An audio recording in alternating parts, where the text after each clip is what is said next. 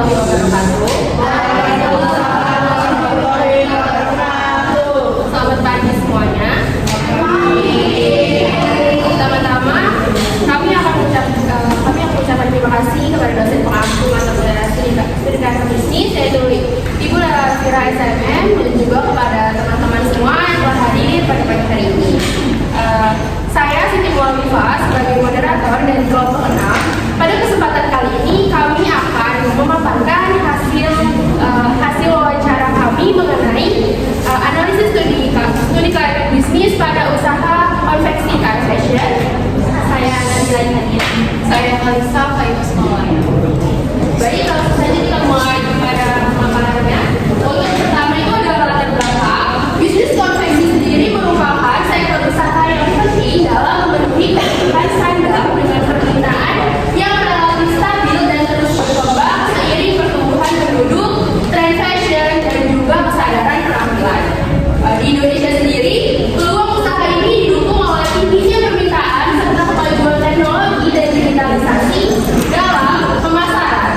Namun, terdapat tantangan seperti persaingan, fluktuasi harga bahan baku, dan keterbatasan sumber daya, sehingga diperlukan perencanaan yang matang. Studi karakter bisnis dilakukan melalui analisis aspek legalitas, pasar, manajemen, teknik, finansial, serta ekonomi dan sosial agar usaha dapat berkembang optimal dan berkembang. Selanjutnya, rumusan masalah yang kami bahas di sini itu yang pertama adalah bagaimana analisis kelayakan usaha konveksi fast fashion pada aspek-aspek studi karakter bisnis. Yang kedua adalah bagaimana kondisi potensi pasar dan segmentasi konsumen yang menjadi target utama usaha konveksi fast fashion. Yang ketiga, bagaimana strategi pengembangan bisnis berdasarkan identifikasi faktor internal serta eksternal melalui metode analisis SWOT. Untuk profil usahanya, fast fashion ini merupakan bisnis yang bergerak di bidang konveksi dan printing pakaian sejak tahun 2020. Usaha ini berawal dari owner yang menjual produk pakaian satuan seperti kaos dan hoodie kepada rekan terdekat. Berkat respon positif dan kepuasan pelanggan, bisnis ini berkembang secara signifikan. Sejak tahun 2029, fast fashion bertransformasi menjadi penyedia jasa konveksi yang fokus pada produksi pakaian dan printing dalam jumlah besar seperti seragam kantor, sekolah, PDH, hingga jas alma mater. Fast fashion terus berkomitmen menghasilkan produk berkualitas tinggi untuk memenuhi kebutuhan pelanggan. Selanjutnya, aspek-aspek yang dibahas ini salah satunya adalah aspek hukum.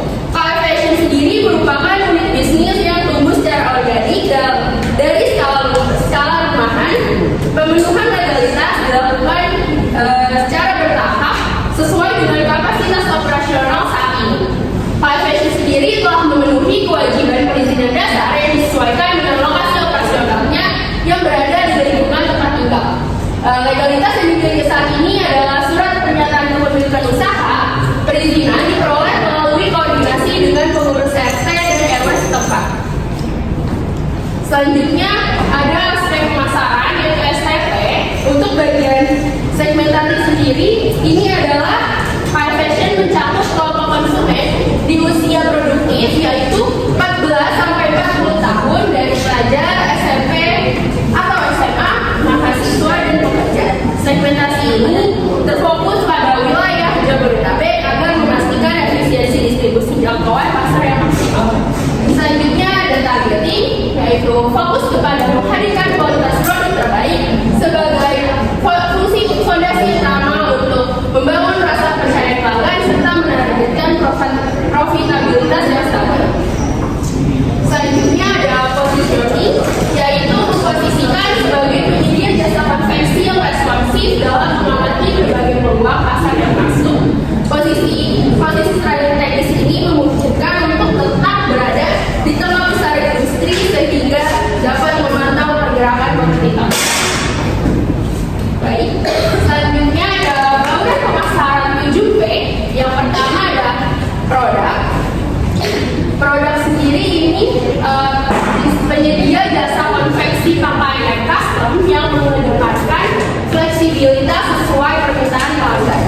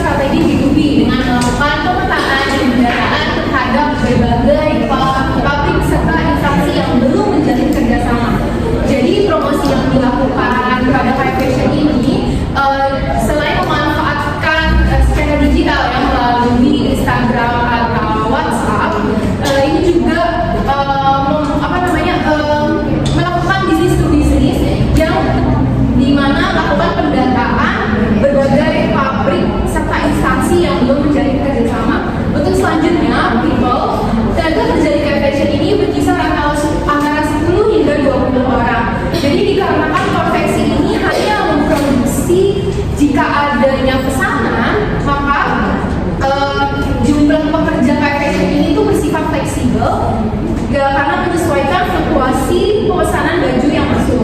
Lalu, tapi fleksibilitas ini, jumlah ini tuh KF Fashion memastikan setiap tenaga kerjanya memiliki standar keterampilan yang sama agar kualitas jahitan tetap terjaga demi kepuasan pelanggan. Untuk selanjutnya yaitu ada proses mengadopsi standar sistem garment untuk menjamin konsistensi kualitas dan ketepatan waktu. Jadi konveksi ini seperti konveksi yang biasanya menangani memproduksi masalah itu, jadi menggunakan sistem garment yang dan juga untuk proses distribusinya diperhatikan di mana pengiriman garment itu menggunakan armada mobil, jadi untuk menjaga kondisi produk selama perjalanan. Untuk physical evidence, penggunaan bahan berkualitas khususnya untuk kategori kaos yang menggunakan material cotton combat 30S sebagai standar minimal. Jadi sebagai wujud nyata dari kualitas yang dijanjikan, KF Fashion menetapkan standar material yang tinggi. Kategori untuk kaosnya itu menggunakan material cotton combat 30S hingga combat 4S atau 20S untuk spesifikasi yang lebih premium dan tebal.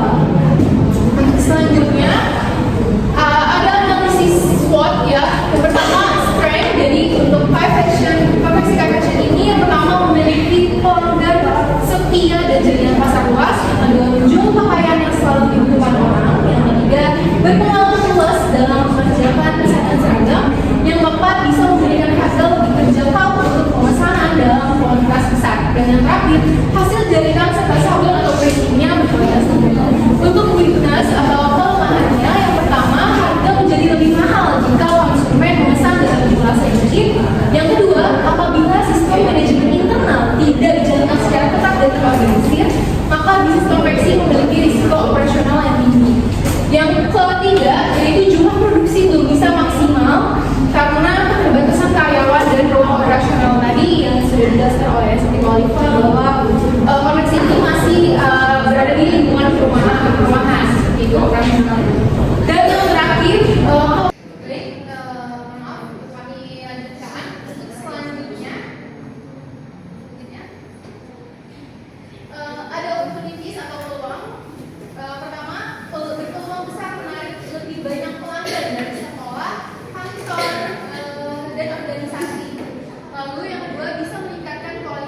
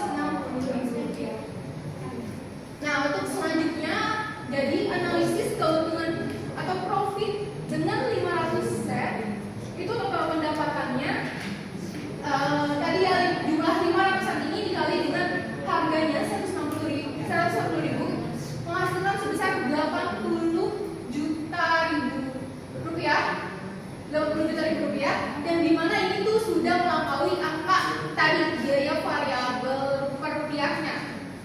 Lalu untuk total biaya variabelnya yaitu sebesar tadi 45 juta, jadi untuk margin kontribusinya total pendapatan dikurang dengan total biaya variabel menghasilkan margin kontribusinya sebesar 35 juta rupiah. Untuk laba bersihnya, jadi margin kontribusinya dikurang dengan tadi biaya tetap per bulannya, yaitu menjadi laba bersihnya sebesar 23 juta 400 ribu rupiah. Berdasarkan target pemasaran yang tadi sebanyak 500 set, usaha car fashion ini berada dalam posisi yang sangat aman dan menguntungkan. Titik impas tadi tercapai hanya dengan menjual 166 set. Dengan demikian pesanan sebanyak 500 set memberikan margin keamanan yang besar dan potensi laba bersih sebesar 23 juta 400 ribu rupiah. Untuk payback periodnya, payback period 500 setnya yang tadi modal awal dikeluarkan untuk 500 setnya itu sebesar 56 juta 600 ribu rupiah dibagi dengan laba bersih 23 juta 400 ribu rupiah. Jadi untuk payback periodnya itu 2,41 atau 2 bulan 13 hari. Jadi waktu yang dibutuhkan untuk memberikan modal awal sebesar 56 juta 400 ribu ini sekitar 2 bulan 13 hari. Hal ini membuktikan bahwa bisnis memiliki tingkat pengembalian modal yang sangat cepat. Selanjutnya, pada aspek teknis atau operasi di KFC sendiri itu menerapkan sistem produksi berstandar konveksi yang mengarah pada pola kerja industri garment. Jadi sistem ini menggunakan metode bagian per bagian, di mana setiap komponen pakaian seperti lengan, badan, kerah, dan kantong diproduksi secara terpisah sebelum akhirnya dirakit menjadi satu produk utuh. Nah, sistem ini itu memungkinkan proses produksi berjalan lebih cepat dan efisien. Lalu di K-Fashion, lalu sebagai alat utama yang mendukung proses produksi, di K-Fashion menggunakan mesin jahit konvensional, lalu mesin bordir komputer, serta memanfaatkan satu unit komputer dan satu laptop. Lalu pada aspek manajemen atau organisasi, di K-Fashion sendiri pengawasan terhadap jalannya proses produksi itu secara utama menjadi tanggung jawab manajer operasional atau manajer produksi. Tetapi pemilik juga turut melakukan fungsi controlling secara berkala terhadap proses produksi guna memastikan bahwa seluruh kegiatan sesuai dengan kesepakatan dengan pelanggan. Lalu untuk jumlah tenaga kerja pada K-Fashion bersifat fleksibel dan menyesuaikan dengan jumlah pesanan yang diterima sehingga tidak memiliki jumlah karyawan tetap yang pasti. Nah, dalam kondisi normal itu biasanya jumlah tenaga kerja berkisar 10 hingga maksimal sampai 20 orang apabila terjadi peningkatan volume pesanan. Hal ini memungkinkan usaha untuk lebih efisien dalam pengelolaan biaya tenaga kerja sekaligus mampu memenuhi permintaan dalam skala besar. Selanjutnya untuk aspek ekonomi sosial, di K-Fashion sendiri sebagian besar tenaga kerjanya itu berasal dari masyarakat sekitar, sehingga membantu meningkatkan pendapatan, membuka lapangan kerja dan mendorong kesejahteraan ekonomi lokal. Lalu K-Fashion juga memberikan peluang kerja bagi lulusan SMK khususnya jurusan tata busana serta individu yang memiliki keterampilan menjahit sehingga dapat mengurangi pengangguran sekaligus meningkatkan keterampilan dan pengalaman kerja. Selanjutnya pada aspek dampak lingkungan, di K-Fashion itu limbahnya dikumpulkan terlebih dahulu bentuknya dalam kaca, kemudian dikarungkan dan disalurkan kepada pihak yang membutuhkan atau sudah menjadi penanggung jawab. Nah, kaca produksi konveksi ini memiliki konveksi untuk didaur ulang menjadi produk yang bernilai guna seperti kain, sabun bantal, gorden, karpet, dan sashi ini hingga tas. Dengan demikian maka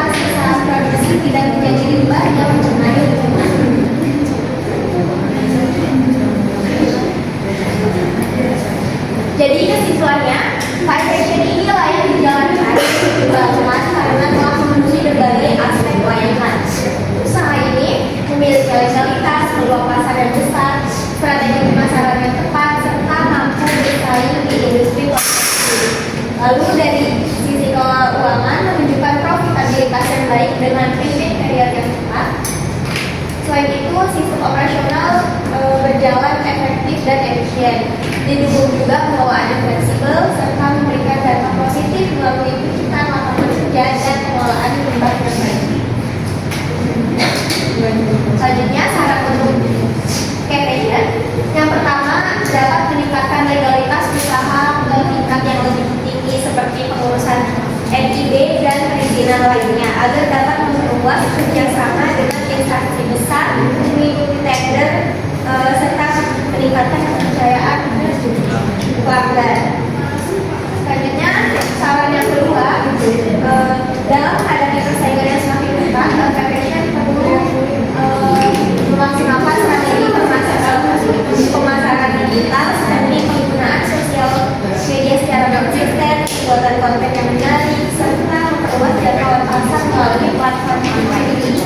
Selanjutnya, saran yang terakhir, melakukan rencana ekspansi usaha, jadi seperti membuka tempat produksi yang lebih besar atau khusus, tidak lagi berbasis rumah, sehingga kualitas produksi dan profesionalitas dapat dimenangkan.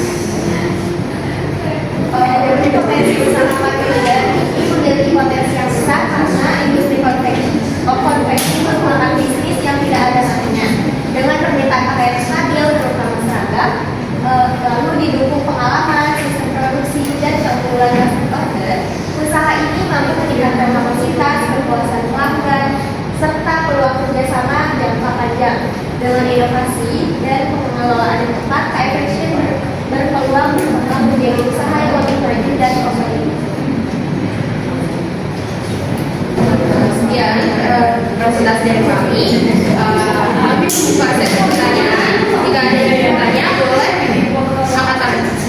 Perkenalkan, saya Ujian Nisa dari kelompok 4. Pertanyaannya yang pertama, mengapa K-Fashion memilih sistem jumlah tenaga kerja yang fleksibel dan bagaimana sistem ini membantu efisiensi biaya perusahaan?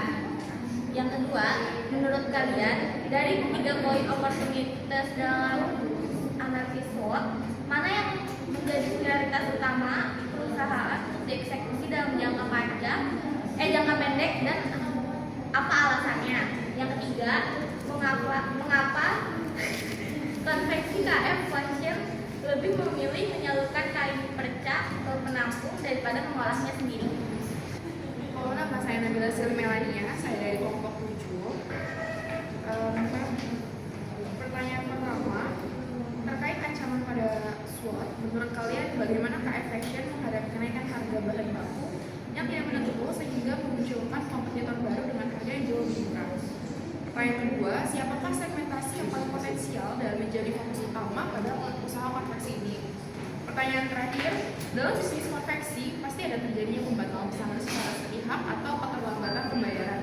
Bagaimana K-Fashion melindungi diri dari risiko finansial ini? Saya Nela Priyanka dari kelompok 10. Pertanyaan yang pertama, mengapa K-Fashion mengadopsi standar industri garam dalam sistem produksinya dan apa pengaruhnya terhadap kualitas serta efisiensi produksi? Pertanyaan kedua, mengapa harga pesanan di K-Fashion menjadi lebih mahal jika jumlah pemesanannya sedikit dan bagaimana pengaruh biaya produksi serta penggunaan bahan terhadap penentuan harga tersebut? Yang ketiga, bagaimana K-Fashion menentukan strategi bisnis agar usaha tetap layak dan berkembang di tengah persaingan produksi? Baik, kami terima pertanyaan dari 3 kelompok. Kami akan berdiskusi terlebih dahulu. Sampaikan jawabannya. Oke, baik.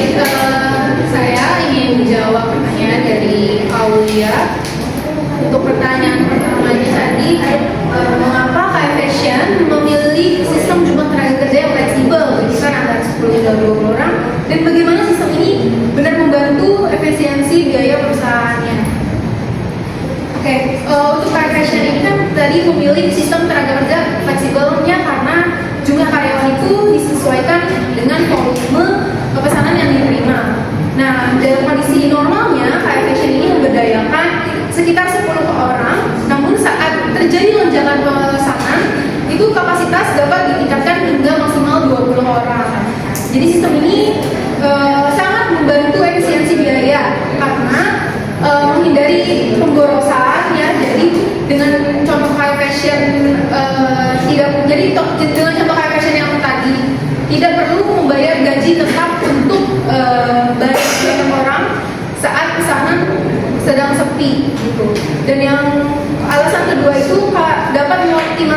biaya operasional. Jadi biaya tenaga kerja hanya dikeluarkan sesuai dengan produktivitas dan pendapatan yang masuk.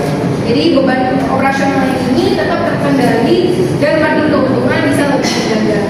Untuk yang kedua tadi, menurut kalian, pertanyaan kedua ini, menurut kalian dari kegiatan ketiga poin peluang opportunities, mana yang menjadi prioritas utama perusahaan untuk dieksekusi dalam jangka pendek dan apa alasannya?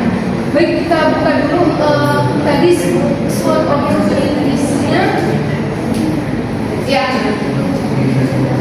menurut kami prioritas utama dalam jangka pendek dari jangka pendek itu adalah poin pertama, yaitu berpeluang besar menarik lebih banyak pelanggan dari sekolah atau dari organisasi, karena dengan perolehan pelanggan baru ini akan menciptakan arus kas yang stabil tanpa adanya pesanan, terus juga tanpa adanya pesanan meningkat ini bisa investasi pada teknologi seperti mesinnya itu tidak akan memberikan imbal hasil yang optimal.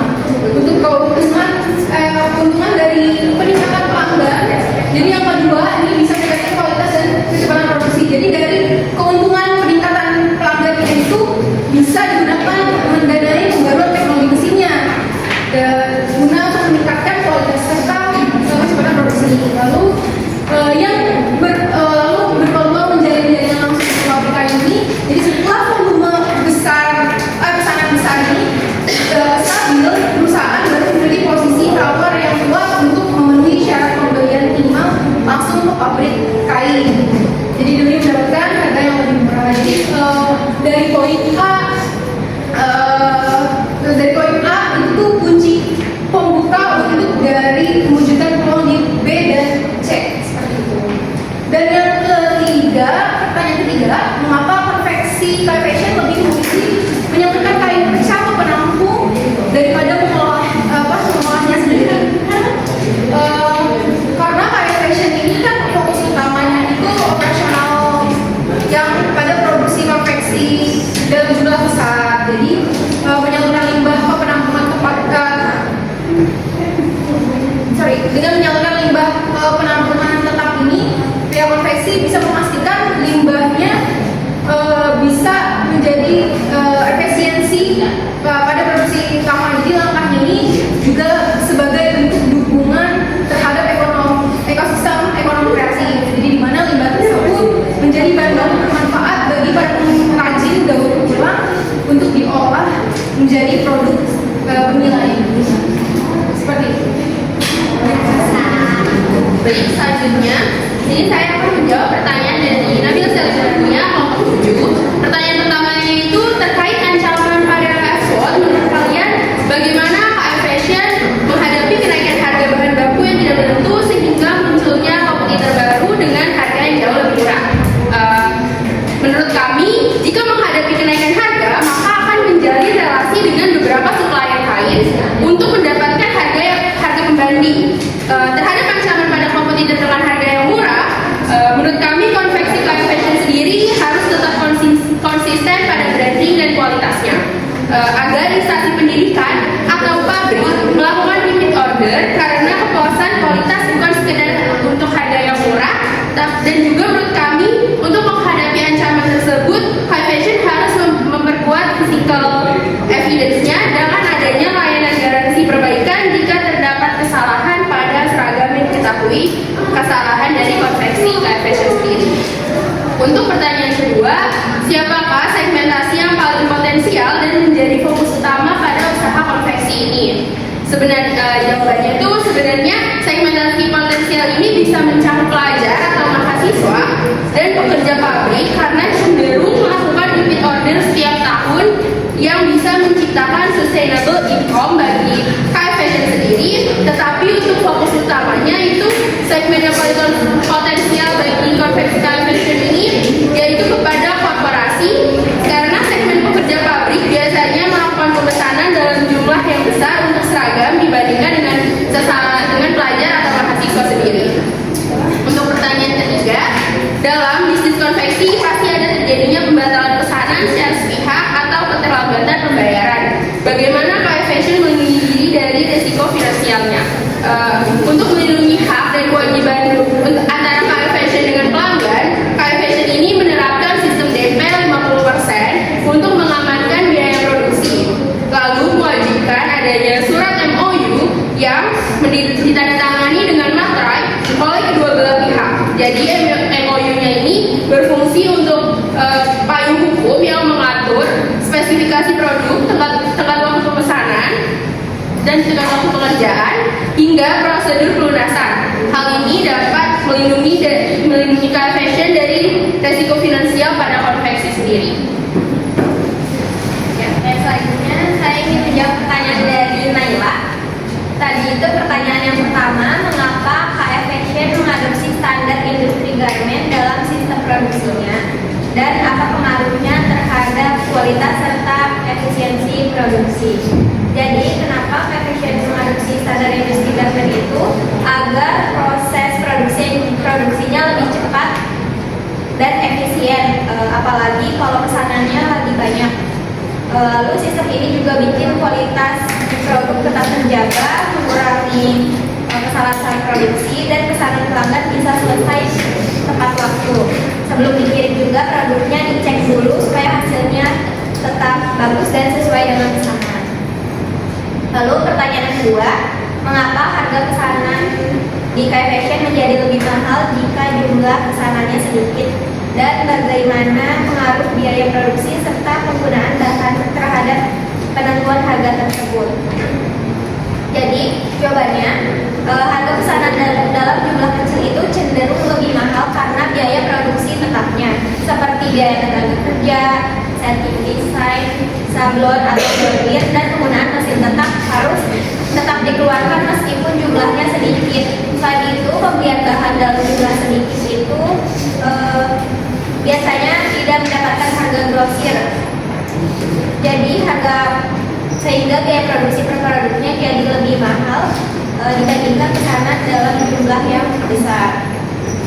Dan untuk pertanyaan yang terakhir, bagaimana KF Fashion menentukan strategi bisnis agar usaha tetap layak dan berkembang di tengah persaingan konveksi? Di KF Fashion sendiri ini menentukan strategi bisnis dengan mengutamakan kualitas produk, lalu harga yang kompetitif dan pelayanan yang fleksibel sesuai kebutuhan pelanggan. Promosinya juga memanfaatkan media sosial seperti Instagram dan WhatsApp agar lebih gampang dikenal oleh banyak orang. Selain itu, KF Fashion juga menerima custom order, jadi pelanggan bisa pilih desain dan bahan sesuai dengan keinginan. Lalu agar tetap bisa bersaing, KF Fashion juga terus mengikuti tren dan menjaga hubungan baik dengan pelanggan agar usaha tetap berkembang.